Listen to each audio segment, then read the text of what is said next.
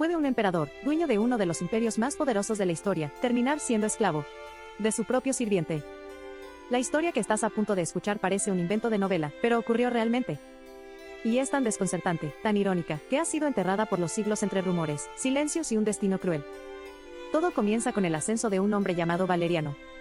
Nacido en una familia noble, militar experimentado, Valeriano fue elevado al trono romano en el año 253 después de Cristo, en uno de los periodos más turbulentos del imperio.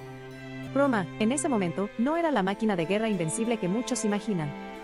Estaba fracturada, acosada por enemigos externos y traiciones internas. Y el nuevo emperador, ya de edad avanzada, asumía el poder en medio del caos. Sin embargo, Valeriano no era ningún improvisado. Decidió enfrentar de inmediato una amenaza creciente, el imperio sasánida, que se alzaba con fuerza en el este, bajo el mando de un ambicioso rey persa llamado Shapur, y las fronteras romanas eran constantemente atacadas, y ciudades enteras caían ante el empuje persa. Valeriano organizó entonces una campaña militar para contener al enemigo. Viajó al frente, personalmente, con su ejército. Y aquí es donde todo se rompe. En el año 260, durante una de las batallas más importantes cerca de Edesa, el ejército romano fue diezmado por la peste. Enfermos, desmoralizados, acorralados.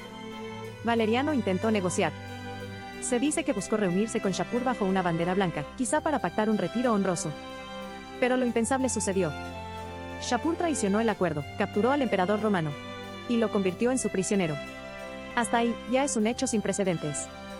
Nunca antes un emperador romano había sido capturado vivo.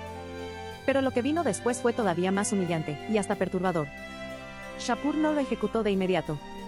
Lo mantuvo con vida durante años. Pero no como rehén diplomático, ni como figura simbólica. Según las crónicas persas y también las romanas, Valeriano fue convertido en el sirviente personal del rey persa.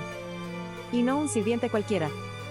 Se cuenta que Shapur lo utilizaba literalmente como escabel humano. Cada vez que iba a montar su caballo, hacía que Valeriano se arrodillara y le sirviera de escalón.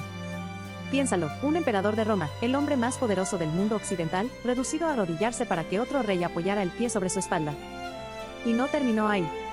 Cuando Valeriano murió, Shapur ordenó que su piel fuera desollada, teñida y rellena de paja. Ese grotesco trofeo fue expuesto públicamente como símbolo del poder persa sobre Roma. ¿Demasiado cruel para ser cierto? Algunos historiadores modernos han intentado cuestionar esta versión, sugiriendo que los relatos persas podrían haber sido exageraciones propagandísticas. Sin embargo, hay documentos romanos que, con su propia vergüenza, reconocen la captura y el destino degradante del emperador.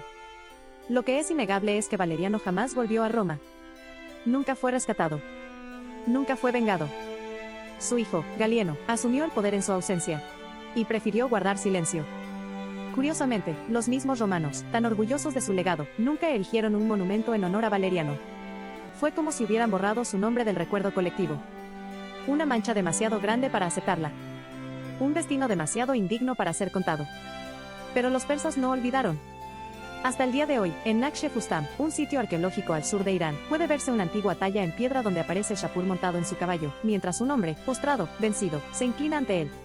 Esa figura arrodillada es Valeriano. La imagen quedó esculpida en roca. Para siempre. Hay algo profundamente humano en esta historia. Más allá de imperios y guerras, habla sobre la fragilidad del poder. Sobre cómo la cima del mundo puede convertirse en el fondo más oscuro. Y sobre cómo la historia, a veces, no perdona, ni a los más poderosos. Porque quizás la pregunta real no es cómo un emperador terminó como esclavo, sino por qué el mundo se empeña en olvidar a quienes caen en desgracia.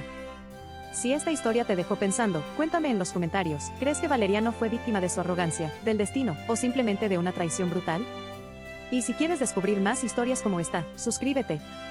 Mañana hay otra historia que seguro no conoces.